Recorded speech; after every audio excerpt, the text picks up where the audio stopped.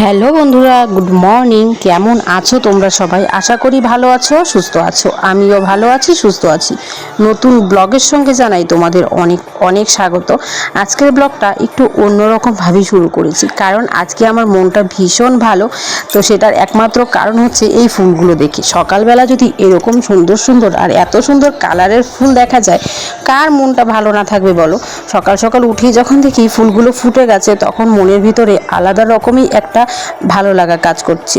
সত্যি সকালবেলা উঠলেই এরকম ফুল বা সুন্দর একটা আকাশ দেখলে যা ভালো লাগে না, কি বলবো। তো এসব দেখে তো এখন কাজ নেই, তো এখন আমার কিন্তু হাতের কাজ করতে হবে। তো সেটা হচ্ছে বিছানাপত্র গুছিয়ে নেব। আর আমার ভাই কিন্তু আমার ভাইয়ের নিজের বিছানা নিজেই গুছিয়ে ফেলতে পারে, মানে সেরকম ওটা করে দিতে হয় না। ও ছেলে বলে কিন্তু অনেক কাজ মানে করবে না সেরকম করে না। ও যতটুকু পারে নিজে হাতে হাতে কাজ করে নেয়, কারণ জানে এখন মা তো সেই রকম জমিতে কাজ করে, মাও করতে পারে না, একটু রেস্ট দরকার। আর আমিও তো আগের মতো আর কাজ করতে পারি না, তো ভাই কিন্তু করে নেয়। এদিকে দেখো আমি বিছানাপত্রগুলো ভালো করে গুছিয়ে নিচ্ছি। আর এখন কিন্তু হালকা হালকা গরম, বেশি একটা গরম নেই, কিন্তু যখন সারা রাত আমার ফ্যানটা চলে না, সেই ফ্যানের কারণে কিন্তু আমার কিন্তু এই কাঁথাগুলো লেগেই যায়। মানে প্রত্যেকটা দিনেই রাত্রে ধরো 3টে সাড়ে 3টে নাগাদ আমি কাঁথাগুলো গায়ে দিয়ে নিই। আমার না প্রচুর ঠান্ডা, আর এদিকে কিন্তু গরমও বেশি, দুটোই আমার বেশি হয়, ঠান্ডা বেশি নয় গরম বেশি। তো আমি এদিকে এখন সকাল সকাল জানলাটা খুললাম, খুলে এই সুন্দর একটা পরিবেশ দেখতে পেলাম।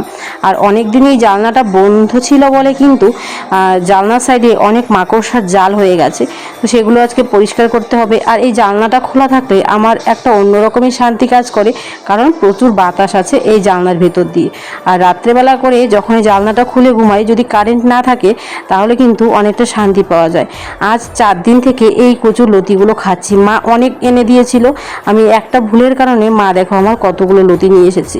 আমি সেদিন তোমাদের বলেছিলাম আমি একটু জঙ্গলের সাইডে চলে গেছিলাম লতি আনতে, আমার ভীষণ ভালো লাগে বলে। তো মা সেদিন দেখলো যে আমার সেই কারণে পেট ব্যথা হচ্ছে, তো এখন কি করেছে, আমার জন্য অনেকগুলো লতি নিয়ে এসেছে। তো এখন আজকে যদি লতিগুলো না খাই তাহলে নষ্ট হয়ে যাবে, তো ভাবলাম যে কি আছে, একটা সবজি 4 দিন 5 দিন খেতেও আমার ভালো লাগে, যদি সেটা আমার মন মতো হয়। রান্না কিন্তু মাই বসিয়েছে, আমি শুধু প্রচুর লতি কেটে দিলাম, আলুগুলোকে সেদ্ধ বসিয়ে দিলাম। বাবা গেছে বড় বাজারে, মানে আমাদের এখানে বুধবার আর শনিবার বড় বাজার বসে, আর অন্য অন্য টাইমগুলোতে মানে বড় বাজার বসে না।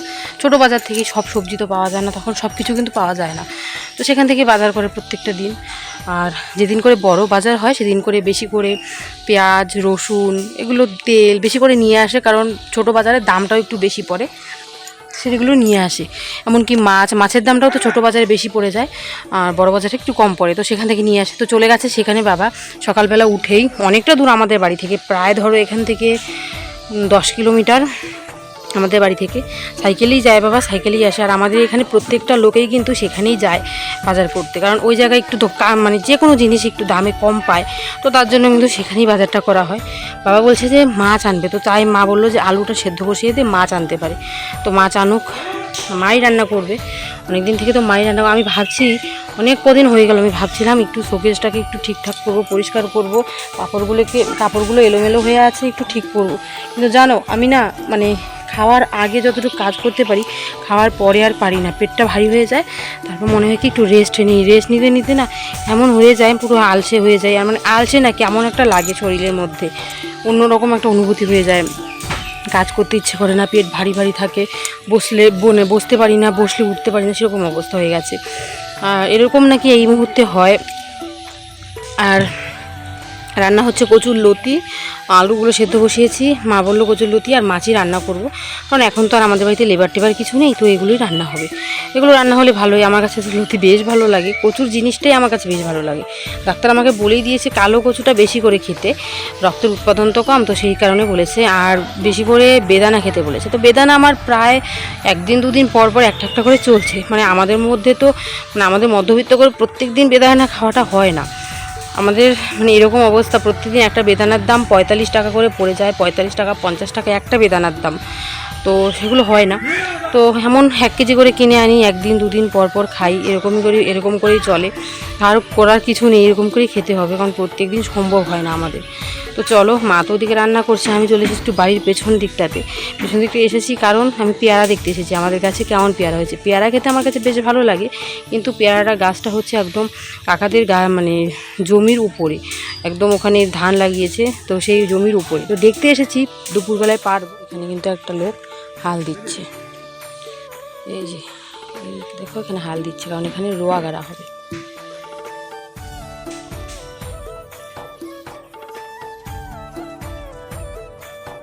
কাকাদের জমি, আমাদের জমি না, কাকাদের জমি হাল দিচ্ছে, এখানে রোয়া গাড়বে, তো সেই কারণে। আর অনেক দিন পরেই এরকমভাবে দেখলাম হাল দেওয়া। আর আমাদের এখানে না বেশি হাল হয় না, আমাদের এখানে গাড়ি দিয়ে বেশিরভাগ কাজ হয়।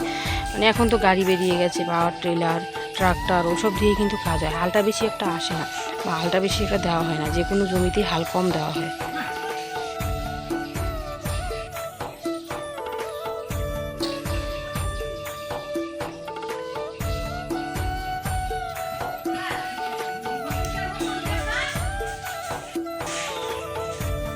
এই হচ্ছে আমাদের গাছের পেয়ারা, অনেকগুলো দেখা যাচ্ছে এখান থেকে, পাকা পাকা বড় বড় হয়েছে। তো ওগুলো পারা যাবে কি না দেখা যাক, দুপুরবেলার দিকে পারবো। আর এই হচ্ছে আমাদের একটা পেঁপে গাছ, পেঁপে গাছের মাথাতে দুটো পেঁপে ছোট ছোট হয়ে আছে। আর আজকে আকাশের পরিস্থিতিটা পুরো মেঘলা, মনে হচ্ছে বৃষ্টি আসবে। আর জমিগুলোতেও ভালো দেখা যায়, জল আছে, জল থাকলে ভালো। আর অনেক দিন পর বক দেখলাম, বক কিন্তু এখন দেখাই যায় না। আর হাল বা পাওয়ার ট্রেলার, ট্রাক্টর, ওসব দিয়ে কিন্তু জমি চাষ করলে এখন বক আসে না, হলে বেশিরভাগ সময় বক আসে না। তো চলো বাড়িতে যাই, মার এখানে। বাবা এক্ষুনি চলে আসবে, বেশিক্ষণ সময় লাগবে না, অনেকক্ষণই গেছে, এক্ষুনি চলে আসবে। আর মা না নতুন দুটো ফুলের চারা লাগিয়েছে, এই দেখো থোকা ধরা এই ফুলটা লাগিয়েছে মা। আর এটা হচ্ছে সাদা রঙের একটা ফুল ফোটে, এটা লাগিয়েছে। দুটো গাছ লাগিয়েছে, জানি না হবে কি না। হলে তো আমাদের বাড়িতে ফুলের অভাব হবে না। এই ফুলগুলো খুব দরকারি পড়ে, কারণ এখন ফুলের অভাব। এই বর্ষাকালে কিন্তু ফুলগুলো ফোটে। এগুলো মামার বাড়িতে ছিল চারা, তো মাকে বলেছিলাম দুটো ডাল নিয়ে আসতে। এখন তো আমি ফুলের চারা টারা লাগাই না, মাটিও কোপাই না। তোমরা অনেকেই বলেছো দিদিভাই তুমি কিন্তু এখন মানে জ্যান্ত কিছু মানে কাটবে না, যেমন জ্যান্ত মাছ বা যে কোনো একটা পশুর ক্ষতি, যেমন ছোট ব্যাঙ আছে, এসবের ক্ষতি করবে না। আমার অজান্তে যদি ক্ষতি হয়ে থাকে সেটা আমি জানি না, কিন্তু আমার জানতে আমি কিন্তু ক্ষতি করি না। একদিন কি হয়েছে জানো, আমি আমাদের ঠাকুর ঘরের দরজাটা একটু ঢেলা, মানে একটু টাইট আছে, তো সেটা খুলতে গেছি, আর দরজার চিপায় যে ব্যাঙ বসে আছে সেটা আমি দেখিনি। সেদিন আমার এতটা খারাপ লেগেছিল। তো ব্যাঙটা এমনভাবে বসেছিল দরজার চিপার মধ্যে, আমি দরজাটা ধাক্কা দিতেই, মানে জোরে একটা দরজাটা আমি ঠেলতেই ব্যাঙের মাথাটা একদম মানে কী বলবো, একদম শেষ হয়ে গেছে। সেই জিনিসটা দেখে আমার এতটা খারাপ লাগলো, এতটা কষ্ট লাগলো, যে আমি আর অজান্তে আমি একটা ক্ষতি করে দিলাম, একটা প্রাণ নিয়ে নিলাম। মাকে এসে বললাম, মা বললো তুই তো দেখিস নি, তাহলে কিছু হবে না। সত্যি জানি না এইটার জন্য কিছু হবে কি না। খুব খারাপ লাগছিল আমার, যে আমি আমার অজান্তে আমি একটা প্রাণ নিয়ে নিলাম, খুবই কষ্ট লাগছিল। তোমরাও বলো যে এটার মানে এটা আমি অজান্তে করেছি, কিছু হবে কি না। তোমরা অনেকেই বলেছো আমাকে, দিদিভাই এটা করো না সেটা করে। আমি তোমাদের সবার কথা মানার চেষ্টা করি। এখন আমি সেরকম বেশি কাজও করি না, টুকটাক কাজ করি, বেশি একটা করি না, কারণ এখন আমি পারি না। আগে যতটুকু পারতাম ততটুকু আমি এখন পারি না। তো তোমরা আমাকে বলো যে এটা হয়েছে, মানে যতটুকু ক্ষতি হয়েছে ব্যাংকটার, আমার মানে খুব খারাপ লাগছে সেই জিনিসটা। আর আমাদের বাড়িতে লোকজন একটু অতিরিক্ত বেশি, আমরা হচ্ছে 4 জন, বোনেরা হচ্ছে মানে জ্যাঠারা ঘরে হচ্ছে 4 জন, তো 8 জন বাড়িতে লোক। আর সবসময় কিন্তু বাচ্চা কাচ্চা আছে, পাশের বাড়ি কাকার বাচ্চা, দাদাদের বাচ্চা, সবাই মিলে আমাদের বাড়িতে অনেক লোকজন হয়ে যায়। প্রায় ধরো আমাদের মানে গোষ্ঠী মিলে কিন্তু প্রায় 100 জনের মতো এখানেই আছে, অনেক গোষ্ঠী আমাদের। তো সব মিলিয়ে কিন্তু অনেক লোক হয়ে যায়। আর সবাই কিন্তু আমাদের বাড়িতে আসে, গল্প করে, আনন্দ করে। তো সেই কারণে কিন্তু আমার ব্লগে তোমরা অনেক সময় অনেক কথাবার্তা শুনতে পারো। মানে আমি চুপচাপ এক দ্বিধায় ব্লগ করবো সেটা হয় না আমার, কারণ আমাদের বাড়িতে লোকজন বেশি। আমি যদি আমার শ্বশুর বাড়িতে ব্লগ করতাম তাহলে তোমরা দেখতে পারতে একদম নির্ঝুমে ব্লগ, কারণ সেখানে আমার লোকজন নেই, শুধু আমরাই বাড়িতে 4 জন। সবাই বড় বড়, চিল্লাহল্লারও কেউ নেই। বাচ্চা কাচ্চা বাড়িতে থাকলে চিল্লাহল্লাটা বেশি হয়ই, তো আমাদের বাড়িতে আছে, তো সেই কারণে কিন্তু অনেক চিল্লাহল্লা আছে। সবাই সবার সাথে ভালো করে কথা বলছি। আর আমাদের বাড়িতে আস্তে আস্তে কথা হয় না, সব কিছু কথা জোরে জোরে, মানে এগুলোই ভালো লাগে আমাদের বাড়িতে সবার। তো চলো, বাবা কিন্তু বাজার থেকে চলে এসেছে, গিয়ে দেখি কি এনেছে বাবা।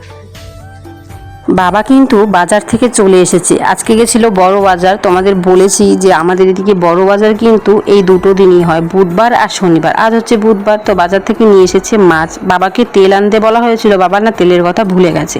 বাজারটা অনেক দূরে, তো বাবা বলে যেতে যেতে একদমই ভুলে গেছি তেলের কথা। আজকে আর তেল আনলাম না, কালকেই ছোট বাজার থেকেই নিয়ে আসবো। দামে একটু বেশি পড়বে, কিন্তু এখন করার কিছুই নেই। তো মাছগুলোকে আমি ধুয়ে মার কাছে দিয়ে এলাম। এদিকে জানলাটা তো এমনিতে খুলে দিয়েছে, এখন এই জানলার সাইডগুলো না ভালো করে পরিষ্কার করতে হবে, না হলে না ভীষণ মাকড়সার জাল হয়ে আছে। সেরকম বেশি নেই, কিন্তু তবুও একটা কেমন জানি লাগে। চলো আমি এখন এটাকে পরিষ্কার করব। প্রচুর ধুলো, কারণ এখানে অনেক দিন খোলা নেই, এই জানলাটা অনেক দিন ধরে খোলা নেই। ঘরের মধ্যে জানলা খোলা না থাকলে ঘরটা যেমন কেমন দম বন্ধ লাগে। এ কদিন এরকম পরিস্থিতি হচ্ছিল আমার। এই পেছনের ঘরগুলো অনেকগুলো ছিল, যেগুলো আমাদের বৃষ্টি পড়া হয়ে গেছে। এখন জানলাটা আবার খুলে দিয়েছে।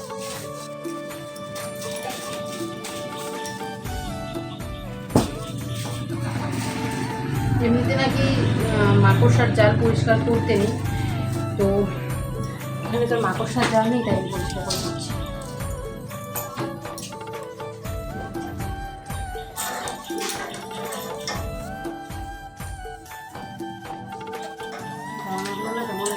ছাড়াল হয়ে গেছে, অনেক দিনের বন্ধ না, এটাকে আমার এখন মুছে নিতে হবে ভালো করে, জল দিয়ে সার দিয়ে মুছে নিই। তাহলে একটা কেমন একটা যেন গন্ধ থাকে, সেটাও থাকবে না, একদম চকচকা হয়ে যাবে, তাহলে কিন্তু ভালো লাগবে। চলো মুছে নিয়ে যাবে।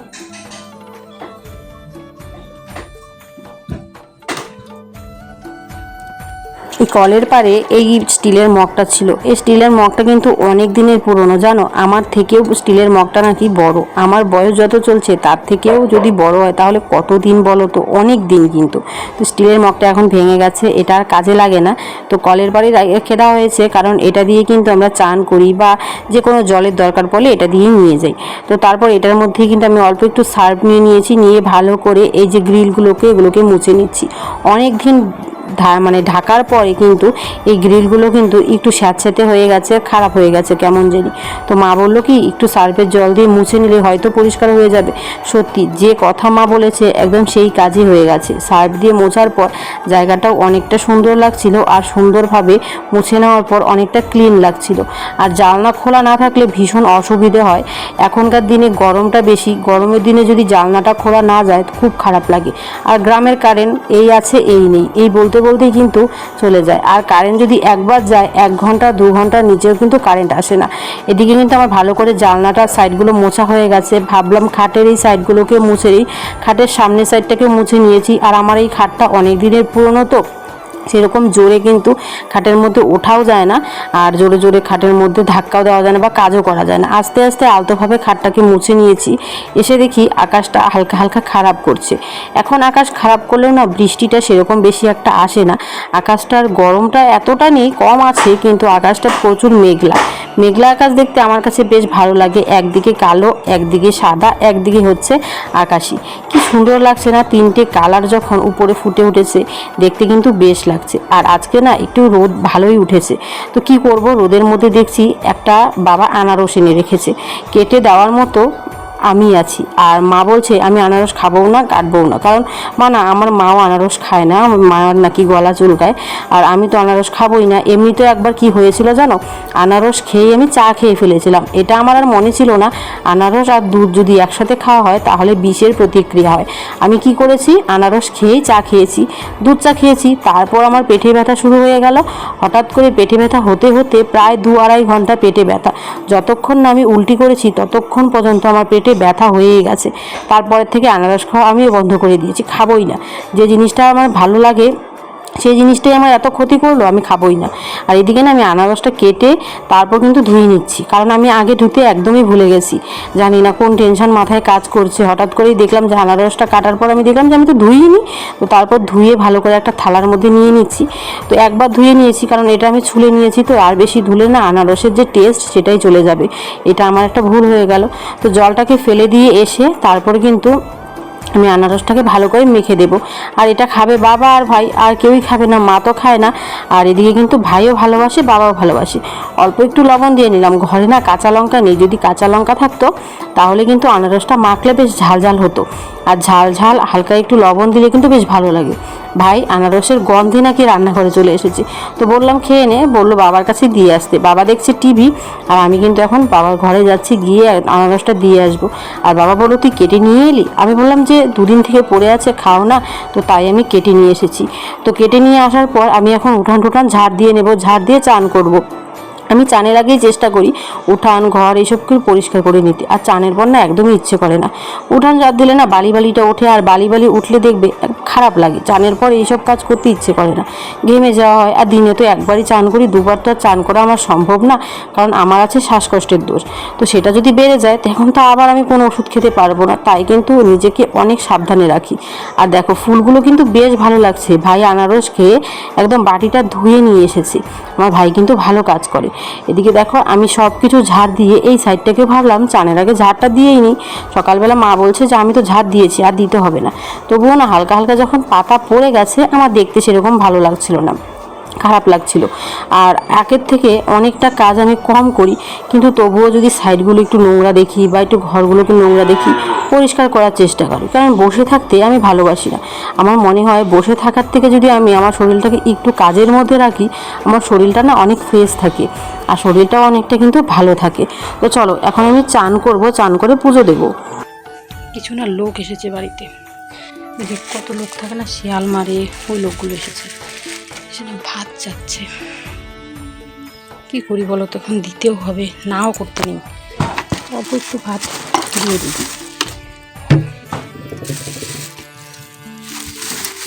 কি করা যাবে, চাচ্ছে যখন একটু দিয়ে দিতেই হবে।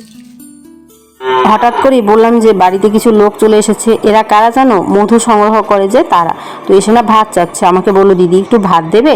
কি করে না করি বলো তো, মুখগুলো এমন শুকিয়ে গেছে, দেখে না না করতেও পারলাম না।